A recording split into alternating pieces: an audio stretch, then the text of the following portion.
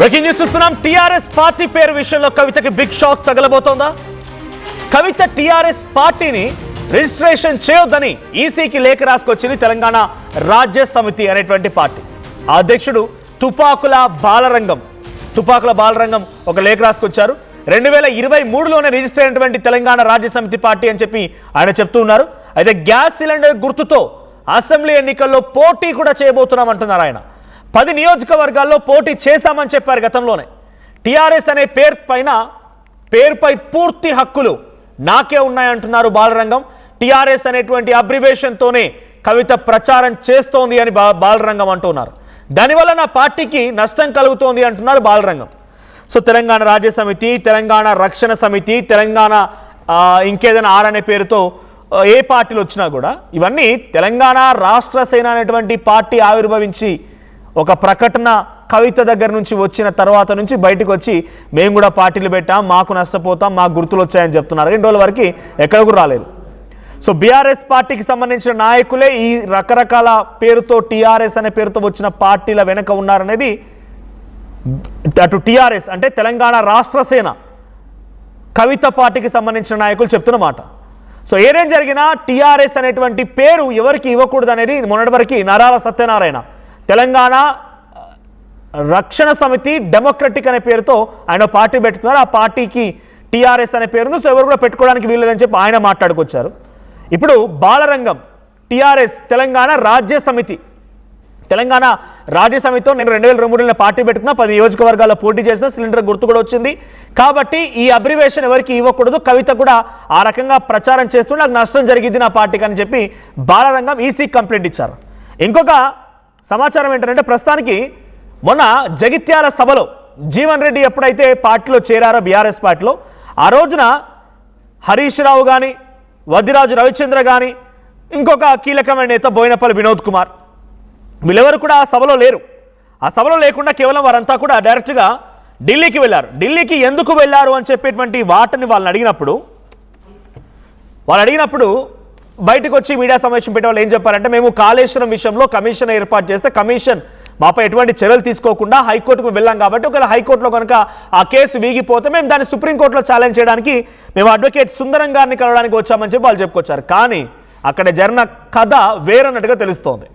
వాళ్ళు election commission కలిశారని, TRS party మళ్ళీ మేమే రిట్రైవ్ చేయబోతున్నాం కాబట్టి ఆ రిట్రైవ్లో భాగంగా మాకు టీఆర్ఎస్ని మాకే హోల్డ్ చేయాలని వాళ్ళు రిక్వెస్ట్ చేశారు అనేటువంటి ఒక చర్చ రాజకీయ వర్గాలు జరుగుతోంది. అయితే ఎలక్షన్ కమిషన్ వైపు నుంచి కూడా మీకు మెయిన్ నేమ్ ఏంటి? తెలంగాణ రాజ్య సమితి, తెలంగాణ రక్షణ సమితి, తెలంగాణ రాష్ట్ర సమితి, తెలంగాణ రాష్ట్ర సేన. మీ పార్టీల పేర్లు వేరువేరుగా ఉన్నాయి. తెలంగాణ కామన్గా ఉన్నప్పుడు కూడా రక్షణ సమితి, రాజ్య సమితి, రాష్ట్ర సేన, రాష్ట్ర సమితి ఈ పేర్లు ఉన్నాయి. సో మాకు కావాల్సింది ఒరిజినల్ నేమే, ఆధార్ కార్డ్ నేమే, కానీ మీ ఇంట్లో పప్పి, నాన్న, కన్నా, బుజ్జి అని పిలుచుకున్నట్టుగా నిక్ నేమ్స్ మాకు వద్దు. అబ్రివేషన్ ఏదైనా కానివ్వండి, మేము టీఆర్ఎస్ అనేది మీరు పెట్టుకున్న పేరు, అది మాకు వరకు మాత్రం తెలంగాణ రాష్ట్ర సమితి అండ్ రిజిస్ట్రేషన్ మాత్రం ఉంటుందనేది ఎలక్షన్ కమిషన్ వైపు నుంచి వచ్చిన సమాధానం అనేది కూడా కొంత చర్చ జరుగుతుంది. మరి ఇంకా టెక్నికల్గా ఉంటాయా, ఎలా ఛాలెంజ్ చేస్తారు ఏంటని తెలియాల్సి ఉంది. సో ఒకసారి కంటిన్యూ విత్ మా రిపోర్టర్ మధు ఉన్నారు సిద్ధంగా. మరి కాసేపట్లో మనతో పాటుగా తెలంగాణ రాష్ట్ర సేన నాయకులు ఎవరైతే ఇప్పుడు కవిత పార్టీకి సంబంధించిన నాయకులు వారు కూడా జాయిన్ అవుతారు. మధు, సో ఏం జరుగుతోంది? తెలంగాణ రాజ్య సమితి పేరుతో బాలరంగం ఆయన ఒక పార్టీ ఏర్పాటు చేసుకున్నారు, 10 నియోజకవర్గాల్లో పోటీ చేశారు, సిలిండర్ గుర్తు కూడా వచ్చింది. సో ఇప్పుడు ఆ పార్టీకి సంబంధించిన పేరు కవిత వాడుకుంటోంది, ఎవరికి అవకాశం ఇవ్వద్దు అని లేఖ రాసుకొచ్చారు.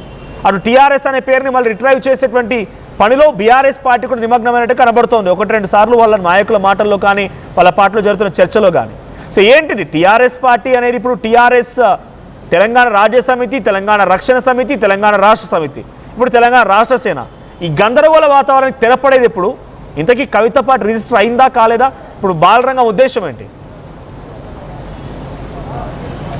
తెలంగాణ అనేటువంటిది సెంటిమెంటు, అట్లా ఆ సెంటిమెంట్ తోటే రాష్ట్రం సిద్ధించినటువంటి పరిస్థితి. గతంలో ఏర్పడ్డటువంటి పార్టీల పేర్లు కూడా ప్రస్తుతం టీఆర్ఎస్లో అప్పుడున్నటువంటి టీఆర్ఎస్లో విలీనమైన పార్టీలు కూడా తెలంగాణ సాధన సమితి, తెలంగాణ తల్లి పార్టీ ఇవన్నీ కూడా దాదాపు టీఆర్ఎస్లోనే విలీనమైనటువంటి పరిస్థితి ఆ సమయంలో. సో ఇప్పుడు వస్తున్నటువంటి పార్టీలు టీఆర్ఎస్ ఎప్పుడైతే బీఆర్ఎస్గా మారిందో తర్వాత జరుగుతున్న పరిణామాల్లో టీఆర్ఎస్ పేరు అనేటువంటి హాట్ కేక్ జనాల్లో అందరికీ పరిచయం ఉన్న పేరు, అందరికీ గ్రౌండ్ లెవెల్లో ప్రతి ఒక్కరికి తెలిసిన పేరు కావడంతో దానిపైన పెద్ద ఎత్తున చర్చ ఉంది. టీఆర్ఎస్ ఎప్పుడైతే బీఆర్ఎస్గా మారిన వెంటనే తెలంగాణ రక్షణ సమితి అని, తెలంగాణ రాజ్య సమితి అని ఇట్లా పేర్లు రిజిస్టర్ చేసుకున్నారు. దాని వెనకాల ఈ పార్టీకి సంబంధించిన నాయకులే ఉన్నారని చర్చ జరిగిన మాట వాస్తవం.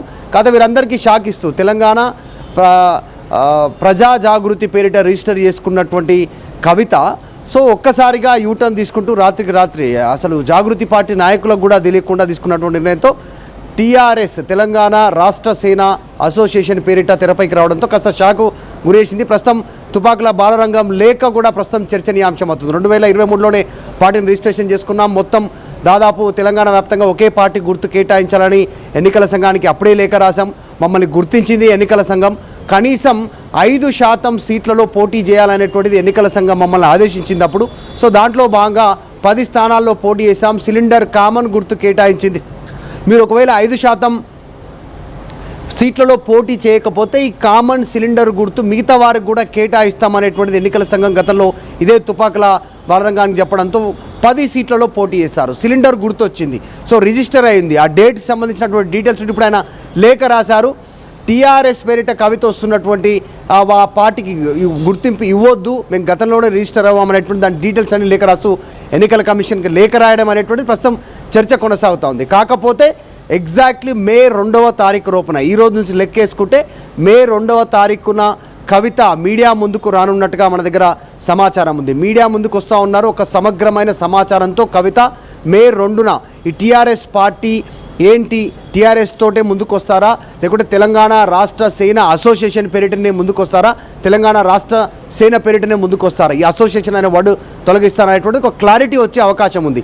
సో కవిత ప్రస్తుతం సైలెంట్గా ఉన్నారు. పార్టీ అనౌన్స్మెంట్ తర్వాత మే 2న మీడియా ముందుకు వస్తున్నారు. ఈ లేఖ వీటన్నిటిపైన రెస్పాండ్ అయ్యేటువంటి అవకాశం ఉంది. ఇప్పటికే టీఆర్ఎస్ పేరిట 3 పార్టీలు రిజిస్టర్ అయినటువంటి పరిస్థితి. తెలంగాణ రాజ్య సమితి, తెలంగాణ రక్షణ సమితి, తెలంగాణ రాష్ట్ర సేన. ఇదంతగా ఉండగానే బీఆర్ఎస్ కూడా ఫ్యూచర్లో మళ్ళీ టీఆర్ఎస్గా మారే అవకాశం ఉందనేటువంటిది ఆల్రెడీ ఎన్నికల కమిషన్ ఒక క్లారిటీ ఇచ్చింది. 10 సంవత్సరాలు దీన్ని ఫ్రీజ్లో ఉండేటువంటి అవకాశం ఉంటుంది. సింబల్, ఈ పేరుకు సంబంధించినటువంటి సింబల్ కానీ ఈ పేరు కానీ మళ్ళీ ఫ్యూచర్లో టీఆర్ఎస్గా మారాలనుకుంటే పార్టీ జనరల్ బాడీ మీటింగ్లో తీర్మానం చేసి ఆ కాపీని ఎన్నికల కమిషన్కి అందజేయాల్సి ఉంటుంది. డాక్యుమెంట్స్ అందజేసిన తర్వాత వాళ్ళు ఆ సింబల్ని, ఆ నేమ్ని మళ్ళీ వీళ్ళకే కేటాయించేలా నిర్ణయం తీసుకుంటుందా, అప్పుడున్న సిచ్యువేషన్ బట్టి, అప్పుడున్న పరిస్థితులను బట్టి ఎన్నికల కమిషన్ నిర్ణయం తీసుకునే పరిస్థితి ఉంది. సో ప్రస్తుతం తుపాకుల బాలరాజు ఈ స్టేట్మెంట్ చేయడంతో, ఎన్నికల కమిషన్కి లేఖ రాయడంతో చర్చ కొనసాగుతుంది. మే 2న కవిత క్లారిటీ ఇచ్చే అవకాశం కూడా ఉంది. Right, thank you Madhu. So మొత్తంగా తుపాకుల బాలరాజు ఇచ్చినటువంటి ఈ లేఖ ఒక్కసారిగా సంచలనంగా మారింది. తెలంగాణ రాష్ట్ర సేన పార్టీ టీఆర్ఎస్ అనేది ఇప్పుడు రిజిస్టర్ అవుతుందా కాదా, ఏం జరుగుతుందో ఒక ఆందోళన వ్యక్తమవుతోంది. సో ఒకసారి షార్ట్ బ్రేక్ తీసుకున్నా, I'll get back to again.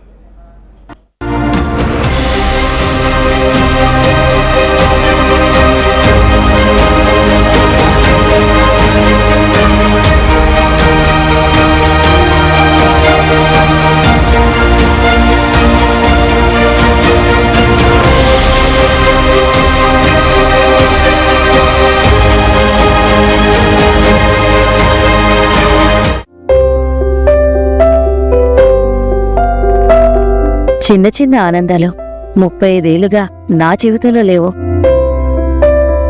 35 ఏళ్లుగా నేను డైపర్లలో బ్రతికాను. 6 సెంటీమీటర్ల ఫిస్టులా నా మూత్రాశయంలో లీక్ కారణమైంది. ఎవరూ నాకు సహాయం చేయలేకపోయారు. ఏఐఎన్యూలో వైద్యులను కలిసే వరకు. అక్కడ వారు రోబోటిక్ శస్త్రచికిత్సతో నాకు పరిష్కారం ఇచ్చారు. వారు నా ఆత్మవిశ్వాసాన్ని కూడా తిరిగిచ్చారు. Precision Care makes it possible. The Center for Robotic Surgery at AINU.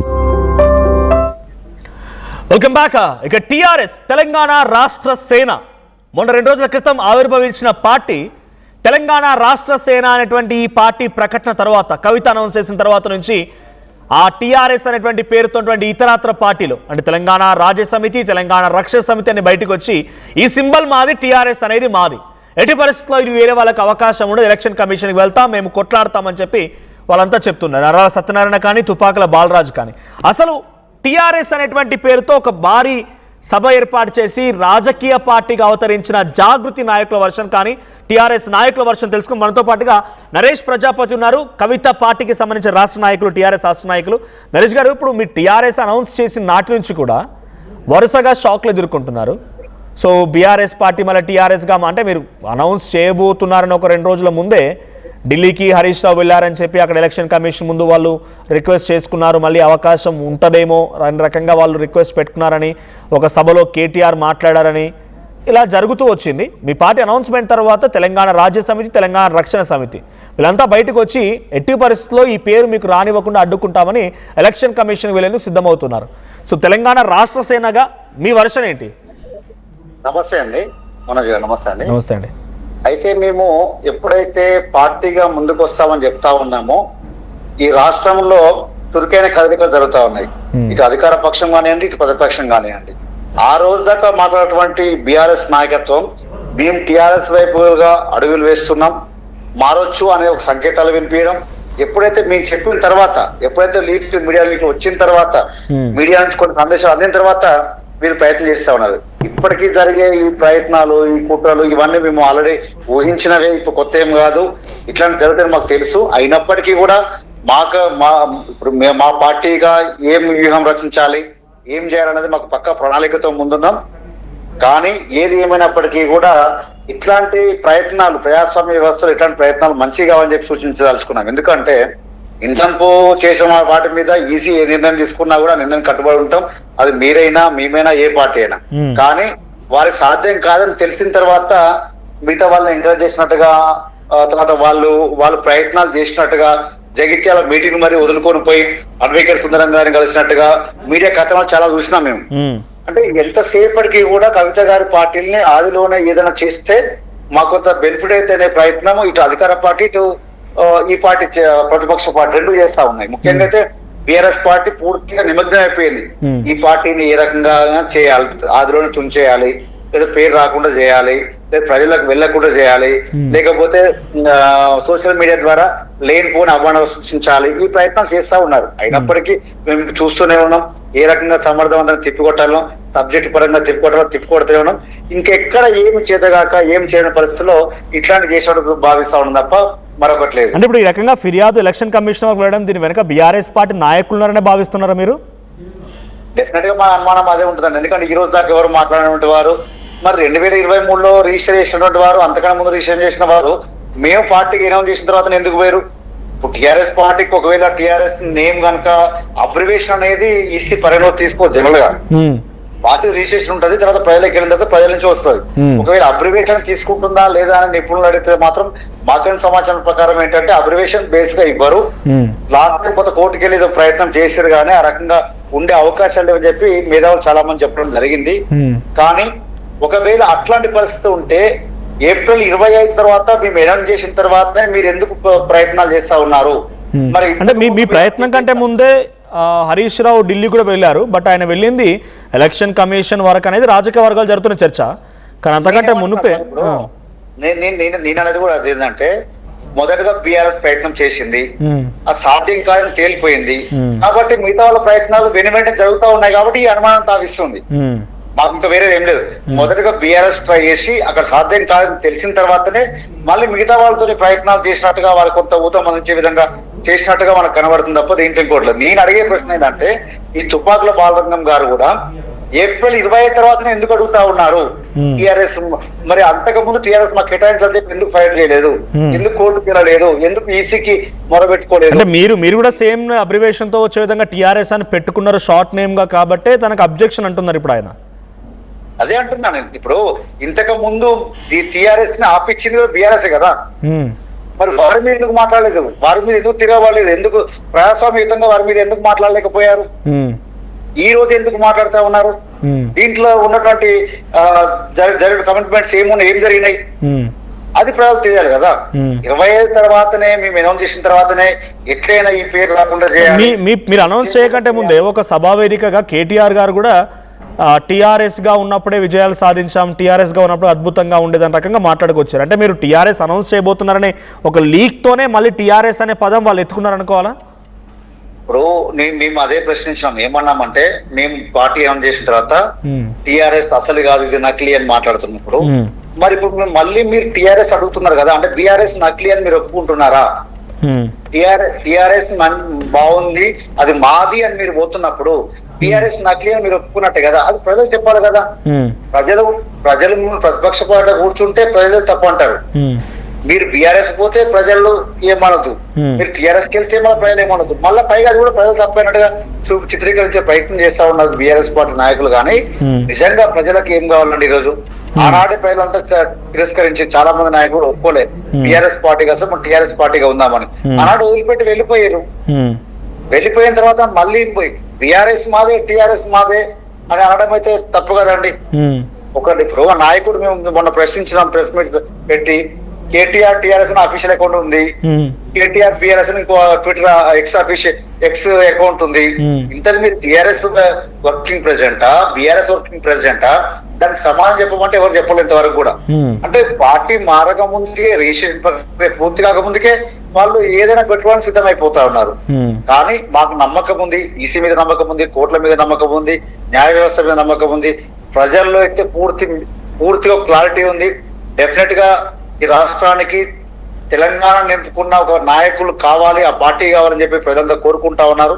ఆ దిశగా మేము ముందుకు పోతున్నాం. కాబట్టి ఆ స్పందన చూసిన తర్వాత ఆ స్పందన తట్టుకోలేక వెన్నులో వణుకు పుట్టి ఈ ప్రయత్నాలు చేస్తామో తప్ప దీంట్లో ఏం పసలేదు.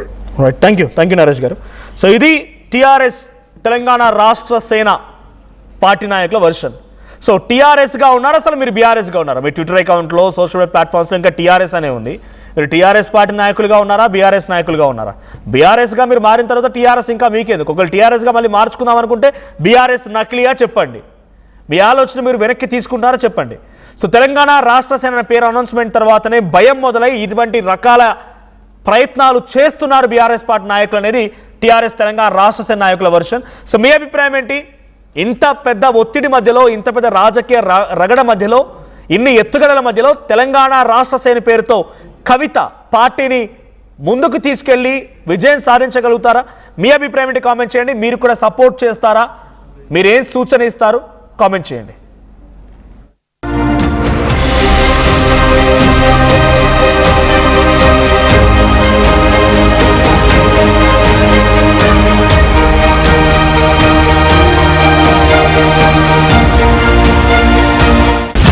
State-of-the-art infrastructure, smart green campus, globally certified labs, KL deemed to be university.